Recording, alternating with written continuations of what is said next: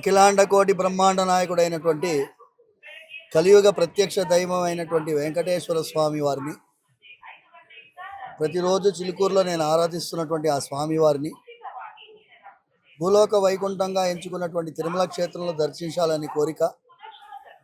మొన్న ఫిబ్రవరి 7వ తారీఖు నాడు నా మీద జరిగినటువంటి భయంకరమైన దాడి నుంచి నన్ను కాపాడినటువంటి ఆ స్వామివారి పాదపద్మాలకి ఒకసారి నమస్కరించాలని మనసులో కలిగింది కాబట్టి ఇవాళ స్వామివారి దర్శనానికి వచ్చాను. అద్భుతమైన ఆశీర్వాదం, స్వామివారి కళ్ళల్లో వాత్సల్యం కనిపించింది, స్వామివారి కళ్ళల్లో అనుగ్రహం కనిపించింది. ఇవాళ బోర్డు మీటింగ్ జరగడం కూడా ఒక యాదృచ్ఛికమైనటువంటి విషయం. నేను తిరుమల తిరుపతి దేవస్థానం ట్రస్ట్ బోర్డు మెంబర్లని, బిఆర్ నాయుడు గారి ఆధ్వర్యంలో ఉండేటటువంటి ప్రస్తుత బోర్డు వాళ్ళని అభినందిస్తూ చాలా జాగ్రత్తలు పాటించాలని ప్రార్థిస్తున్నాను.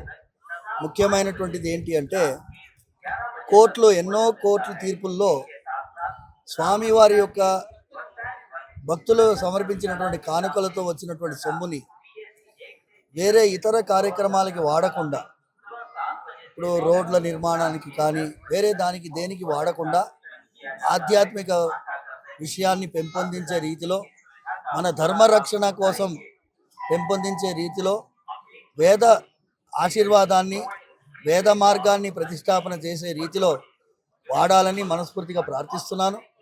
అక్కడక్కడ దేవాలయాల్లో ఉండేటటువంటి నిత్య కైంకర్యాలకి అవసరమైనటువంటి నిధులని సమకూర్చాల్సినటువంటి బాధ్యత ఆ స్వామివారి పైన ఉంది కాబట్టి ఆయన మార్గాన్ని అనుసరించేటట్టుగా ఈ బోర్డు తీర్మానాలు చేయాలని మనస్ఫూర్తిగా ప్రార్థిస్తూ, ఇంతవరకు దర్శనం సుజావుగా జరిగింది, బ్రహ్మాండమైనటువంటి ఏర్పాట్లు కనిపించాయి. ఇది ఇలాగే కొనసాగించాలని మనస్ఫూర్తిగా ప్రార్థిస్తున్నాను.